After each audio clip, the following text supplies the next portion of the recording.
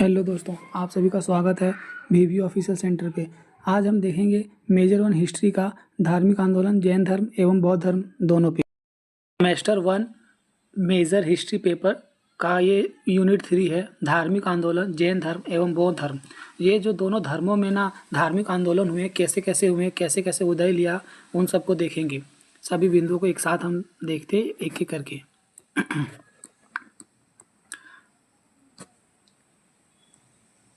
धार्मिक आंदोलन की पृष्ठभूमि। धार्मिक आंदोलन का अर्थ, धार्मिक आंदोलन था क्या, सो सबसे पहले देखते हैं। ठीक है, 6ठी शताब्दी ईसा पूर्व के आसपास उत्तर भारत एवं धार्मिक और सामाजिक विचारों में महत्वपूर्ण परिवर्तन हुआ। जो 6ठी शताब्दी जब शुरू हुआ था उसमें उत्तर भारत साइड ना धार्मिक और सामाजिक दोनों में परिवर्तन हुआ था, यानी कि उसका सोचने का तरीका और धार्मिक दोनों में परिवर्तन होता। इस समय अनेक विचारकों ने तत्कालीन धार्मिक व्यवस्था, कर्मकांड, आज्ञ बाली तथा सामाजिक असमानता पर प्रश्न उठाए। इस व्यापक परिवर्तन को धार्मिक आंदोलन कहा जाता है। जो 6ठी शताब्दी में ना दोस्तों तत्कालीन जो धार्मिक व्यवस्था, फिर कर्मकांड, आज्ञा, जो सब में परिवर्तन हुआ था, इसी को ना धार्मिक आंदोलन कहा जाता है। इस आंदोलन की प्रमुख विशेषता यह थी कि लोगों ने यह विचार करना शुरू किया था, धार्मिक जीवन केवल यज्ञ या कर्मकांड तक सीमित नहीं होना चाहिए। जो धार्मिक जीवन था उसमें सिर्फ यज्ञ होता था या कर्मकांड, जैसे जादुई शक्तियाँ, काले जादू, सब होता था, लेकिन यह बोला था यहाँ तक सीमित नहीं होना चाहिए। व्यक्ति के नैतिक आचरण, आत्मसंयम, सत्य, अहिंसा और अच्छे कर्म को भी महत्व मिलना चाहिए। तो जब धार्मिक आंदोलन का विचार आया था कि यहाँ तक खत्म नहीं होना चाहिए, इसमें व्यक्तियों तक पहुँचना चाहिए, नैतिक आचरण को, उसका आचरण कैसा है, आत्मसंयम, उसके अंदर धैर्य है यानी सत्य का पालन करता है, अहिंसा, वो हिंसा नहीं करता हो, मतलब अहिंसा का पुजारी करना चाहिए। महात्मा गांधी अहिंसा के पुजारी थे, हिंसा बिल्कुल नहीं करते थे। अच्छे कर्म यानी कि सबके साथ अच्छे कर्म करना चाहिए, उनका महत्व था, यही धार्मिक आंदोलन चाहता था। इस वातावरण में जैन धर्म और बौद्ध धर्म का विकास हुआ। इसीलिए धार्मिक आंदोलन भारतीय इतिहास में धार्मिक चिंतन के परिवर्तन का महत्वपूर्ण चरण था। जब धार्मिक आंदोलन चल रहा था दोस्तों, तभी ना दो धर्म यानी कि जैन धर्म और बौद्ध धर्म का विकास हुआ था।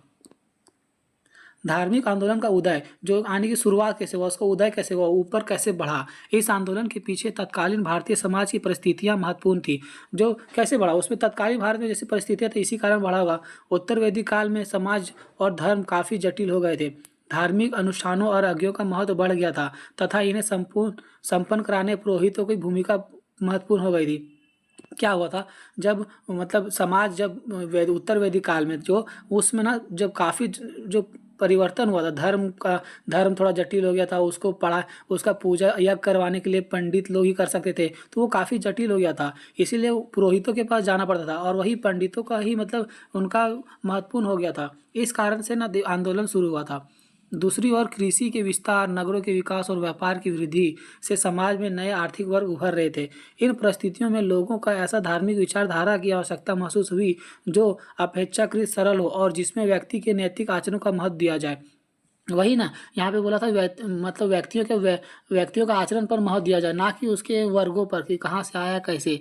और उसमें नए नए विस्तार हो रहे थे कृषि में, नगरों में, तो आर्थिक वर्गों का भी उभार था, यानी सब लोग सक्षम थे अपने अपने सब कुछ करने के लिए, तो इसीलिए धार्मिक आंदोलन उदय हुआ था। उपनिषदों और विभिन्न श्रमण परंपराओं ने भी इसे वैचारिक वातावरण को मजबूत किया। परिणामस्वरूप नए धर्म विचारों के विकास को जमीन तैयार हुई। यहीं से धीरे धीरे दो धर्मों का विकास हुआ और इसका जमीन यानी कि बेस तैयार हुआ। धार्मिक आंदोलन के प्रमुख कारण क्या क्या थे वो देखते हैं। धार्मिक आंदोलन के पीछे अनेक कारण थे, सभी कारणों को पढ़ते हैं। धार्मिक कारण, कर्मकांड और यज्ञों का जटिलता तथा पुरोहितों के बढ़ते प्रभाव के नए नए नए आचरण को जन्म दिया। यही कर्मकांड और सब जटिल हो गया था आगे, और पुरोहितों का बढ़ता प्रभाव, इसीलिए ये धार्मिक कारण बना। फिर सामाजिक कारण क्या था, जाति व्यवस्था में कठोरता और सामाजिक असमानता के कारण कई लोग वैकल्पिक धार्मिक मार्ग की ओर आकर्षित हुए। जब आपका कोई धर्म आपको कठोर लगता हो, सामाजिक असमानता उसमें देता हो, जो आप धर्म पालन कर रहे हो उसमें सामाजिक असमानता हो, तो वैकल्पिक, अगर आपके पास कोई वैकल्प है तो आप धर्म परिवर्तन कर सकते हो, तो वही उस समय इसका ज़्यादा जोर चला था। आर्थिक कारण क्या था तो देखते हैं। व्यापार और नगरों के विकास से व्यापारी तथा अन्य नए आर्थिक वर्ग प्रभावशाली होने लगे। हाँ, धीरे धीरे व्यापार अलग अलग हुआ तो बहुत सारे लोग प्रभावशाली हुए। फिर बौद्धिक कारण, लोग जीवन, आत्मा, कर्म, पुनर्जन्म और मौत जैसे प्रश्नों पर स्वतंत्र रूप से विचार करने लगे। बौद्धिक कारण क्या हुआ, अब दिमाग जब ज़्यादा चलता है तो वही लोग सोचते हैं कि कर्म क्या करना है, पुनर्जन्म के लिए क्या करना पड़ेगा, मुझे मोक्ष कैसे प्राप्त होगा। इस कारण भी मतलब ये भी कारण प्रभाव बना कि धार्मिक आंदोलन का प्रभाव इस कारण से भी हुआ। यही यहाँ लिखा है, इन सभी कारणों ने मिलकर धार्मिक आंदोलन को जन्म दिया। इन सभी कारणों से धार्मिक आंदोलन जन्म लिया। चलिए चौथा देखते हैं, ब्रह्मणवादी कर्म कांडों का जटिलता। जो ब्राह्मणवादी था कर्म कांडों का जटिलता कैसे था वो देखते हैं। उत्तर वैदिक काल में धार्मिक जीवन में आज्ञ और कर्म कांड का महत्व बहुत बढ़ गया था। बड़े यज्ञों का संपन्न कराने के लिए विशेष ज्ञान मंत्र और पुरोहितों की आवश्यकता होती थी। वही हो ना कि जब अब बड़े यज्ञ कराना है तो वो सब लोग नहीं कर सकते थे, सबके पास वो मंत्र सबको याद वगैरह या सबके पास उसका ज्ञान नहीं होता था, इसीलिए पुरोहितों की आवश्यकता होती थी। और वही लोग का वो थोड़ा ज़्यादा चार्ज करते थे उस समय के हिसाब से। इससे धार्मिक व्यवस्था सामान्य व्यक्ति के लिए कठिन होती गई। धार्मिक के सरल व्यक्तिगत रूप से अपेक्षा जटिल कर्मकांडों का महत्व बढ़ गया, और जो सरल आदमी था वो इतना अफोर्ड ही नहीं कर सकता था, इसी कारण से उसकी अपेक्षा जटिल कर्मकांड हो गया। इसके वजह से आगे पॉइंट को देखते हैं। जैन और बौद्ध विचार ने इस स्थिति को आलोचना की और कहा कि मनुष्य की मुक्ति केवल बाहरी कर्मकांडों से नहीं बल्कि नैतिक आचरण और आत्मसंयम से होनी चाहिए।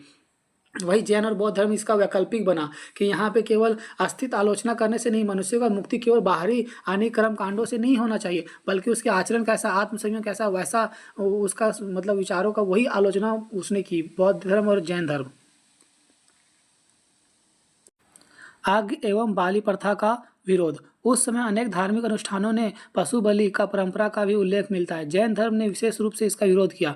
जो पशु बलि, उस समय जो पशु का बलि होता था उसमें उल्लेख मिलता है, लेकिन जैन धर्म उसका विरोध किया और अहिंसा का सर्वोच्च नैतिक सिद्धांत बनाया। और जो जैन धर्म है उसका बोला अहिंसा, हमें हिंसा नहीं करना है, और इसे अहिंसा का सर्वोच्च नैतिक सिद्धांत बनाया।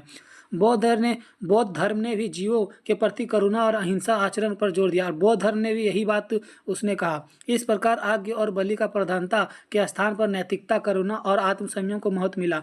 इसी तरह धीरे धीरे जो आज्ञ और बलि जो प्रधानता था वो खत्म होते गया। यहाँ से नया नैतिकता, करुणा और आत्मसंयम को महत्व मिला, और यहाँ से इन सब का आगे बढ़ना शुरू हुआ। छठा वर्ग देते, जाति व्यवस्था की कठोरता। समाज में वर्ण एवं जाति आधारित विभाजन अधिक कठोर होते जा रहा था। व्यक्ति का सामाजिक स्थिति पर जन्म का प्रभाव महत्वपूर्ण हो गया था। क्या था, पहले देखा जाता था कि जन्म का प्रभाव, यानी कि जो अगर पंडित है तो वो पूजा करेगा वगैरह वगैरह, जो क्षुद्र है वो साफ सफाई करेगा। तो इस कारण से जन्म का प्रभाव महत्वपूर्ण हो गया था। यही सब कठोर नियम की वजह से जैन और बौद्ध परंपराओं ने व्यक्ति के कर्म और आचरण को अधिक महत्व दिया। वहाँ पे जन्म को प्रभाव मानता था, लेकिन जैन और बौद्ध परंपरा जो है वो बदल दिया, कर्म और आचरण पर अधिक महत्व डाला। विशेषकर बौद्ध संघ ने विभिन्न सामाजिक पृष्ठभूमि के लोग शामिल हो सकते थे। बौद्ध धर्म में क्या था कि कहीं से सामाजिक पृष्ठभूमि अलग अलग लोग भी यहाँ पे शामिल हो सकते थे बौद्ध धर्म में। इस धार्मिक आंदोलन ने सामाजिक गतिशीलता को बढ़ावा दिया। यही धार्मिक आंदोलन को सामाजिक गतिशीलता को बढ़ावा दिया, मतलब यहीं से धीरे धीरे धार्मिक आंदोलन को बढ़ावा मिला। सामाजिक जनता मतलब सामान्य जनता की धार्मिक मुक्ति का इच्छा। जटिल क्या था देखते, जटिल धार्मिक कर्मकांड सामान्य व्यक्ति के लिए कठिन थे। ऐसे सामान्य इसमें लोगों का ऐसा मार्ग का आवश्यकता थी जिसे वे अपने दैनिक जीवन में अपना सके। यहाँ क्या था कि जटिल धार्मिक कर्मकांड जो था वो सरल आदमी सामान्य व्यक्ति के लिए तो कठिन था, वो कर ही नहीं सकता था। इसी तरह ना जो उसको अलग रास्ता मिला कि कहाँ पे दैनिक जीवन के साथ साथ हम अपना सब कुछ कर सके। तो जैन धर्म ने अहिंसा, सत्य और अपरिग्रह जैसे सिद्धांत दिए, जबकि बौद्ध धर्म ने 4 आर्य सत्य और अष्टांगिक मार्ग के माध्यम से सरल नैतिक जीवन का मार्ग बताया। तो बौद्ध धर्म और जैन धर्म में ना आसान तरीके मिले, इसी कारण से सब लोग जैन धर्म और बौद्ध धर्म को अपनाने लगे। इसलिए दोनों धर्मों ने सामान्य लोगों को आकर्षित किया, और ज़्यादातर तो उसमें सामान्य लोग थे, इसीलिए इन दोनों धर्मों ने उसको आकर्षित किया अपने ओर। व्यापारियों एवं नागरों का विकास। 6ठी शताब्दी ईसा पूर्व में नगरों और व्यापार का विकास हुआ। व्यापारियों और शहरी समुदाय की आर्थिक स्थिति मजबूत हुई। इन वर्गों ने ऐसे धार्मिक आंदोलन का समर्थन किया जो नैतिकता, दान, संयम और अहिंसा पर जोर देते हैं, ना कि जो जटिल हो, जो कर्मकांड और सब पे आधारित हो। जैन और बौद्ध धर्म के विशेष रूप से व्यापारी समुदाय से प्राप्त समर्थन मिला। जो जैन धर्म और बौद्ध धर्म कहाँ से समर्थन मिला था, व्यापारी समुदाय से और सामान्य वर्ग से। इसका एक कारण यह भी था कि धर्मों में दान और नैतिक व्यापार जीवन का महत्व दिया गया। यहीं से इसका कारण बना कि इन धर्मों में दान और नैतिक व्यापारियों का जीवन का महत्व बना, यहीं से सभी जीवन अपने परिवर्तन करने लगे। नए सामाजिक वर्गों का उदय। देखते नए सामाजिक वर्गों का कैसे उदय हुआ। आर्थिक परिवर्तन के साथ समाज ने अनेक नए वर्ग उभरे। व्यापारी, शिल्पकार, कारीगर और नगरों से जुड़े अन्य समूह पहले से की अपेक्षा अधिक महत्वपूर्ण होने लगे। इन नए वर्गों की ऐसी सामाजिक धार्मिक व्यवस्था आकर्षित करती थी जिसमें जन्म के बजाय व्यक्ति के कर्म और नैतिकता का महत्व दिया जाता था। इस प्रकार नए सामाजिक वर्गों ने धार्मिक आंदोलन को सामाजिक आदर प्रदान किया। नए समाज में ना बहुत लोग, जैसे नए नए व्यापारी लोग थे, शिल्पकार जो हाथ से बनते, कारीगर थे, नगरों थे, उन लोगों को कैसा सामाजिक धार्मिक चाहिए था जो जन्म के बजाय ना कर्म पे आधारित हो। मतलब यहाँ पे जन्म के बजाय, जन्म से ना देखा जाए, कर्म जो कैसा करता है उस पर आधारित हो। इसीलिए सामाजिक वर्गों ने धार्मिक आंदोलन को समर्थन दिया और सामाजिक आधार का प्रदान किया। उपनिषदों एवं श्रमण परंपरा का प्रभाव। उपनिषदों में आत्मा, ब्रह्मा, कर्म, पुनर्जन्म और मोक्ष जैसे दार्शनिक प्रश्न पर विचार किए गए। इससे धार्मिक चिंतन केवल कर्म कांडों तक सीमित नहीं रहा। इसके साथ ही श्रमण परंपरा में तपस्या, त्याग, ध्यान और संसार के से मुक्ति जैसे विचार विकसित हुए। जैन और बौद्ध धर्म इसी व्यापक वैचारिक वातावरण में विकसित हुए और उन्होंने इस प्रश्न को अपने अपने तरीके से समझाया। जो उसमें ना जो हम लोग पुनर्जन्म, आत्मा, ब्रह्म, कर्म, इस सब में जो जटिल था वो बौद्ध धर्म तो आसान तो किया ही और इनका उपाय भी दिया, इनको समझाया कि कैसे प्राप्त कर सकते हैं। इसीलिए जैन और बौद्ध धर्म को वो लोग अपना रहे थे उस टाइम पे। चलिए हम अब जैन धर्म से स्टार्ट करते हैं। हमें धार्मिक आंदोलन तो हो गया, अब पहले जैन धर्म को देखते हैं, उसके बाद बौद्ध धर्म को देखेंगे। दोस्तों आप चैनल को सब्सक्राइब नहीं किए तो सब्सक्राइब कर लो, बहुत मेहनत लगता है वीडियो को बनाने में। चलिए जैन धर्म को देखते हैं। जैन धर्म का पहला पॉइंट है उसका परिचय। ठीक है,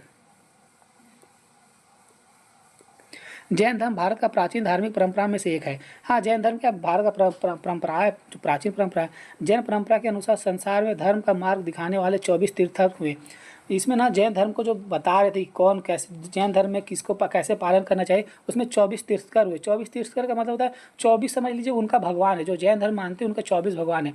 जैन धर्म का मुख्य उद्देश्य आत्मा को कर्मों के बंधन से मुक्त करके मोक्ष प्राप्त करना है। उसका मुख्य उद्देश्य है आत्मा को कर्म के बंधन से, जो कर्म के बंधन से मुक्त करके सीधा मोक्ष को प्राप्त करना है। इसका प्रमुख सिद्धांत है अहिंसा, सत्य, असत्य, अपरिग्रह और ब्रह्मचर्य शामिल है। जैन धर्म के 24 तीर्थंकर में कौन कौन महत्वपूर्ण तीर्थंकर हैं उनको हम देखते हैं। जैन परंपरा में 24 तीर्थंकर को धर्म में मार्गदर्शन बनाया गया है। परीक्षा की दृष्टि से 3 सबसे महत्वपूर्ण है। ऋषभदेव जो प्रथम तीर्थंकर थे, और 23वें तीर्थंकर कौन है? पारसनाथ, जो कि झारखंड राज्य में है। और पारसनाथ कहाँ पे है? गिरिडीह और बोकारो साइड पड़ता है पारसनाथ, आपको गिरिडीह से बहुत नज़दीक पड़ेगा, गिरिडीह जिला से। फिर 24वें तीर्थंकर हुए महावीर स्वामी। इन तीर्थंकरों ने आत्मसंयम, तपस्या, मोक्ष के मार्ग का विकसित एवं प्रचारित किया। ये जो सारे जो 24 तीर्थंकर थे उन किसका प्रचार किया? आत्मसंयम, तपस्या और मोक्ष के मार्ग, यानी कि मोक्ष कैसे प्राप्त करें उसके मार्ग का प्रचार किया और विकसित किया। प्रथम तीर्थंकर जो थे ऋषभदेव, उनके बारे में कुछ हम पॉइंट को जानेंगे। ऋषभदेव का जैन परंपरा में प्रथम तीर्थंकर माना जाता है। उन्होंने उसे आदिनाथ भी कहा जाता है। उनका अन्य नाम आदिनाथ है। जैन परंपरा के अनुसार उन्होंने मानव समाज को जीवन में विभिन्न व्यवहारिक पक्षों का ज्ञान दिया और धार्मिक जीवन का मार्ग दिखाया। जो ऋषभदेव थे वो जीवन के विभिन्न व्यवहारिक पक्ष जो हम लोग व्यवहार में लाते हैं उनका धार्मिक जीवन का मार्ग बताया कि उनमें कैसे कर सकते हैं। ऐतिहासिक दृष्टि से ऋषभदेव के संबंध में निश्चित प्रमाण सीमित है, लेकिन जैन धर्म परंपरा में उनका अत्यंत महत्वपूर्ण स्थान है। जो ऐतिहासिक यानी कि हम इतिहास में ढूंढते हैं ऋषभदेव के संबंध को तो ज़्यादा प्रमाण नहीं मिलते, निश्चित प्रमाण मिलते हैं। लेकिन जो जैन धर्म है उनमें जो उसका परंपरा है ना अत्यंत महत्वपूर्ण है। अब हम 23वें तीर्थंकर पारसनाथ को देखते हैं, जो कि 24 में से 23वें थे। पारसनाथ जैन धर्म के 23वें तीर्थंकर माने जाते हैं। वे महावीर से पहले हुए थे। ठीक है ना। उन्हें 4 प्रमुख व्रतों पर विश्वास जोर दिया, मतलब 4 को वार्ता था जो वो जोर दिया था, जिसमें अहिंसा था, सत्य था, असत्य था, अपरिग्रह था। इन चारों पॉइंटों को हम नीचे देखेंगे। बाद में महावीर ने ब्रह्मचर्य का स्वतंत्र व्रत के रूप में महत्व दिया और जैन साधना को अधिक व्यवस्थित रूप प्रदान किया। जो बाद में महावीर थे 24वें थे, उसने किन बातों पर दिया था? ब्रह्मचर्य का स्वतंत्रता, फिर व्रत के रूप में दिया था, वो उनका भी देखते हैं। 24वें तीर्थंकर महावीर स्वामी थे। महावीर स्वामी जैन परंपरा के 24वें और अंतिम तीर्थंकर माने जाते हैं। उनका बचपन का नाम वर्धमान था। उन्होंने सांसारिक जीवन का त्याग किया, कठोर तपस्या की और केवल ज्ञान प्राप्त की। महावीर ने जैन धर्म की शिक्षाओं को व्यापक रूप से प्रचारित किया और इसे एक संगठित धार्मिक परंपरा के रूप में मजबूत किया। दोस्तों इस सरल भाषा था, आपको समझ में आ गया होगा। महावीर जी के जीवन का परिचय देखते हैं। महावीर का जन्म कुंड ग्राम में हुआ माना जाता है। वे क्षत्रिय कुल के संबंधी थे। लगभग 30 वर्ष की आयु में उन्होंने गृह त्याग किया। महावीर के जन्म का कुंड ग्राम इनका याद अगर कर सकते हो तो लिख लेना, कहीं पे याद कर लोगे। और वो क्षत्रिय थे, फिर भी उन्होंने बौद्ध धर्म को अपनाया था। उन्होंने 30 वर्ष में घर छोड़ दिए थे। इसके बाद उन्होंने लगभग 12 वर्षों तक कठोर तपस्या की। तपस्या के बाद उन्होंने केवल ज्ञान प्राप्त हुआ। इसके बाद वे जिन अधार्त विजेता और महावीर के नाम से प्रसिद्ध हुए। उन्होंने लंबे समय तक धर्म का प्रचार किया और अंत में पावापुरी में निर्वाह प्राप्त किया। उन्हें प्राप्त का निर्वाह पावापुरी में, इस जगह का नाम को आप याद रखिएगा। महावीर के प्रमुख शिक्षाएं क्या क्या, महावीर जी ने प्रमुख शिक्षाएं दी थी। महावीर की शिक्षाएं का केंद्र आत्मसंयम और कर्मों से मुक्ति था। उन्होंने मनुष्य का हिंसा, सत्य, असत्य, अपरिग्रह और ब्रह्मचर्य का पालन करने की शिक्षा दी, जो कि पारसनाथ भगवान ने भी दी थी। उनके अनुसार आत्मा कर्मों से बंधी हुई है। जो आत्मा है कर्मों से बंधी हुई है और तपस्या, संयम तथा सही आचरण के द्वारा कर्मों को क्षय करके मोक्ष प्राप्त किया जाता है। आप अगर तपस्या करते हो, संयम रखते हो, तो आपको मोक्ष प्राप्त होता है संयम से। अब त्रिरत्न को मतलब तीन रत्न क्या क्या उनको देखते हैं हम। जैन धर्म में मोक्ष के लिए 3 रत्न अत्यंत महत्वपूर्ण है। सम्यक दर्शन, सत्य और वास्तविकता में सही श्रद्धा। संयम ज्ञान, वास्तुओं और सत्य की सही ज्ञान। सम्यक चरित्र, सही नैतिक आचरण। इन तीनों को आप इम्पोर्टेंट रख लेना और इन तीनों को पॉइंटों को अच्छे से याद कर लेना। त्रिरत्न क्या है और इनसे क्या प्राप्त होता है। इन तीनों का एक साथ अपनाना मोक्ष प्राप्ति का मार्ग माना जाता है। अगर इन तीनों का आप अपनाते हो तो आपको मोक्ष प्राप्ति हो सकता है, उसका रास्ता मिल सकता है आपको। पंच महावर्त को देखते हैं। जैन धर्म के 5 प्रमुख वर्त हैं। अहिंसा, किसी जीव को नुकसान नहीं करना। अहिंसा का मतलब ऐसे ही होता है किसी जीव। सत्य, असत्य से बचना। असत्य, चोरी ना करना। अपरिग्रह, आवश्यकता से अधिक संग्रह ना करना। ब्रह्मचर्य, इंद्रियों पर नियंत्रण रखना। इन सभी 5 महावर्त है, इन सभी को पालन करना चाहिए। अगर आप जैन साधुओं के लिए है, इन देखिए साधुओं जो इसको साधु बनना है जैन धर्म में, साधुओं के लिए इनका कठोर पालन करना पड़ेगा। मतलब इनसे आप इनका कठोर पालन नहीं करते तो फिर आप साधु नहीं कहलाओगे। अहिंसा का सिद्धांत, जैन धर्म की सबसे प्रमुख विशेषता अहिंसा है। जैन दर्शन अनुसार प्रत्येक जीव की आत्मा होती है, इसलिए किसी भी जीव का कष्ट देना कर्म बंधन का कारण बन सकता है। जैन धर्म का क्या मानना है कि सभी जीव का आत्मा होती है और उनका नुकसान नहीं करना चाहिए और न कर्म बंधन का कारण बन सकता है। अहिंसा केवल शारीरिक हिंसा से बचना नहीं है, बल्कि मन, वचन और कर्म से किसी जीव का नुकसान ना पहुंचाना है। अहिंसा इसका मतलब ये नहीं कि कोई जानवर या मनुष्य किसी चीज़ को मार देना, बल्कि मन से, वचन से और जो कर्म करते हो उसके बदौलत किसी का नुकसान नहीं होना चाहिए, वही अहिंसा माना जाता है। अनेकांतवाद जैन दर्शन का महत्वपूर्ण सिद्धांत है। इसके अनुसार वास्तविकता के अनेक पक्ष होते हैं और किसी वस्तु को केवल एक दृष्टिकोण से पूरी तरह नहीं समझा जा सकता। यह सिद्धांत विचारों में सहिष्णुता और विभिन्न दृष्टिकोणों को समझने का क्षमता विकसित करता है। यहाँ पे क्या है दोस्तों, वास्तविकता और अनेक पक्षों जैसा होती है। किसी वस्तु केवल दृष्टिकोण यानी कि आपको देख के पूरी तरह नहीं समझा जा सकता, उसमें विचार, विभिन्न दृष्टिकोण, अलग अलग नज़रिए से देखना पड़ता है, तब जाके आप उसको समझ सकते हो। शायदावाद अनेकात्म से संबंधित जैन दार्शनिक सिद्धांत है। अनेक अनुसार किसी विषय के बारे में किया गया कथन एक विषय, दृष्टिकोण या परिस्थिति के संदर्भ में सत्य हो सकता है। इस प्रकार शायदवाद जैसे जैन दर्शन में सापेक्ष दृष्टिकोण और तार्किक चिंतन को महत्व देता है। यहाँ बताया गया है कि जो किसी विषय के बारे में हम जो विशेष दृष्टिकोण देते हैं, अलग अलग दृष्टिकोण देते हैं, वही परिस्थिति के संदर्भ में अगर जो सत्य होता है वही सय्यवाद अनेकत्वाद का संबंधित जैन दार्शनिक सिद्धांत है। यही जो सिद्धांत है, इस प्रकार सय्यवाद जैन दर्शन का सापेक्ष दृष्टिकोण और तार्किक चिंतन को महत्व देता है कि आप तार्किक चिंतन करें, दृष्टिकोण सापेक्ष रखें, किसी के अलग अलग दृष्टिकोण से देखा जाए। कर्म एवं पुनर्जन्म, जैन धर्म के अनुसार आत्मा अपने कर्मों के कारण संसार के जन्म मरण के चक्र से बंधी रहती है। मनुष्य के अच्छे और बुरे कर्म उसके भविष्य के अस्तित्व को प्रभावित करते हैं। जब कर्मों का पूरी तरह क्षय हो जाता है तब आत्मा संसार के बंधन से मुक्त होकर मोक्ष प्राप्त करता है। कर्म का क्या है, कर्म और पुनर्जन्म यहाँ पे बताया गया है ना, कर्मों के कारण आप संसार में बंधे रहते हो, उसका आपको मोक्ष नहीं मिलता है। अगर आप अच्छे कर्म करते हो तो वो संसार से मुक्त होकर सीधा मोक्ष को प्राप्त होते हैं। अगर आप अच्छे कर्म नहीं करते तो आपको पुनर्जन्म मिलेगा, हो सकता है आपको कोई अच्छा जन्म ना मिले। मनुष्य का ही जीवन हर बार मिले जरूरी नहीं है, इसीलिए अच्छे कर्म करो और मोक्ष जाओ। मोक्ष की अवधारणा। जैन धर्म में मोक्ष का अर्थ आत्मा का कर्म बंधन से पूरी तरह मुक्ति है। मोक्ष का मतलब है भाई आत्मा कर्म बंधन। आप आत्मा में भटको ना, आप सीधा मोक्ष चल जाओ। इसके लिए व्यक्ति का सम्यक दर्शक, सम्यक ज्ञान और सम्यक चरित्र अपनाना होता है। जो ऊपर में मैंने तीनों बताया था वही तीनों को अपनाना है ताकि आपको मोक्ष की रास्ता मिल सके। तपस्या, संयम और अहिंसा भी महत्वपूर्ण साधना है। अगर वो तीनों को अपनाते हो, उसके साथ साथ आप तपस्या भी करते हो और अपने संयम भी रखते हो और अहिंसा भी नहीं करते हो, तो ये महत्वपूर्ण हो सकता है और आपको मोक्ष मिल सकता है। मोक्ष प्राप्ति आत्मा पुनर्जन्म के चक्र से मुक्त हो जाती है और जब आप इन शर्तों का पालन करते हो तो आप मोक्ष का प्राप्त कर लोगे और पुनर्जन्म चक्र से आप मुक्त हो जाओगे। जैन धर्म का प्रसार। महावीर ने अपने जीवन काल में जैन धर्म का प्रचार मुख्यतः उत्तर भारत में किया।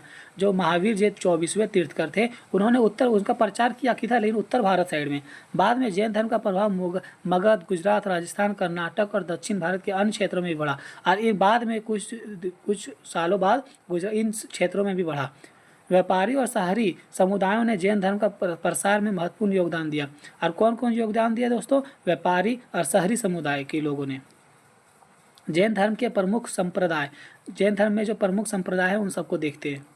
जैन धर्म मुख्यतः दो प्रकार के संप्रदायों से विभाजित है, दिगंबर और एक श्वेतंबर। दिगंबर परंपरा कठोर तपस्या और त्याग पर विशेष जोर देता है। आप ना अगर जैन धर्म को अपनाते हो और आप उसमें साधु वगैरह जैसे बनना चाहते हो तो उसमें दो प्रकार के होते हैं, दिगंबर और श्वेतंबर। दिगंबर आप बनना हुए तो आपको कठोर तपस्या और त्याग पर विशेष जोर देता है और श्वेतंबर जो होता है साध्वी सफ़ेद वस्त्र धारण करते हैं और धार्मिक साहित्य की अपनी विशिष्ट परंपरा रखते हैं। दोनों में मूल जैन सिद्धांत समान है, हालांकि कुछ धार्मिक मान्यताओं और आचरणों में अंतर है। उनमें धार्मिक मान्यता सब समान है लेकिन कुछ आचरण जो है सो अलग हो सकते हैं। इसीलिए वो श्वेतांबर और दिगंबर दो प्रकार के मतलब उनके जो पालन करते हैं वो दो प्रकार के बन सकते हैं यहाँ पे। चलिए आगे के पॉइंट को देखते हैं। जैन धर्म का जो भारतीय समाज में और संस्कृति पर जो प्रभाव पड़ा उसको देखते हैं। जैन धर्म ने भारतीय संस्कृति को कई स्तरों पर प्रभावित किया। बहुत देखते कौन से सर। अहिंसा और शाकाहार की भावना को बल मिला। जो अहिंसा यानी कोई हिंसा करता था वो अहिंसा का पुजारी बन गया। शाकाहार, जो बहुत लोग पहले मांसाहार मतलब मांस वगैरह खाते थे वो शाकाहार में बने। व्यापारी समुदाय ने जैन धर्म का व्यापक प्रभाव पड़ा और इसीलिए ना दोस्तों आप जैन धर्म में देखोगे तो बहुत लोग व्यापारी के माध्यम से बहुत अमीर लोग रहते हैं, इसीलिए क्योंकि शुरू से ही लोग व्यापारी समुदाय ही थे और उनका प्रभाव अभी तक है। जैन धर्म ने साहित्य, दर्शन, कला और स्थापत्य के विकास में महत्वपूर्ण योगदान दिया। किस में जैन साहित्य, जो बुक वगैरह तो बहुत सारे मतलब जैसे गीता वगैरह उसमें दर्शन, कला और स्थापत्य के विकास में महत्वपूर्ण है। जैन मंदिरों, मूर्तियों और स्थापत्य परंपराओं ने भारतीय कला को समृद्ध किया। जो इतने जैन मंदिर बहुत अच्छे बनते हैं, मूर्तियाँ भी उनकी अच्छे थे, स्थापत्य कला भी है, तो उनका भारत का कला में समृद्धि हुआ कि नहीं? अगर वो भारत का ही धर्म है तो वो भारत का ही विकास करेगा। चलिए दोस्तों, जैन धर्म यहाँ पे ख़त्म हो गया है। अब हम बौद्ध धर्म को देखते हैं। अगर आप वीडियो के अंत तक बने रहें तो इन सभी पॉइंटों को, जो ऊपर में जैन धर्म का 27 पॉइंट था उसको मैंने एक ही लाइन में दिया हुआ है और सभी बिंदु को मैंने अलग कर दिया। आप उन सब पढ़ के एक बार में ही रिविज़न कर सकते हो। लास्ट तक बने रहें। दोस्तों हम बौद्ध धर्म को नेक्स्ट वीडियो में देखेंगे। वीडियो काफ़ी लंबा हो गया, आप पॉइंटों को मैंने अलग कर दिया, आप लोग देख सकते हो। धार्मिक आंदोलन की पृष्ठभूमि में हमने देखा था 10 पॉइंट। धार्मिक आंदोलन का अर्थ, इन सभी पॉइंटों को आप एक बार ध्यान नज़र में डाल लेना दोस्तों, और सभी पॉइंटों को हल्के हल्के छोटे अक्षरों में कुछ लिख लेना ताकि आप थोड़े से पढ़ोगे तो आपको ज़्यादा याद आएंगे। और हम जैन धर्म की पॉइंटों को देखते हैं। जैन धर्म में दोस्तों हमने 11 से लेकर 27 तक के पॉइंटों को देखा था। आप जैन धर्म का परिचय पहले देखा था। जैन धर्म के 24 तीर्थकर देखे थे, फिर प्रथम तीर्थकर ऋषभदेव, फिर पारसनाथ, फिर महावीर जी का परिचय देखे थे कि उनकी शिक्षाएँ देखे, फिर 3 रत्न जो थे, फिर 5 महावर्त, अहिंसा का सिद्धांत, अनेकातवाद, सयादवाद, कर्म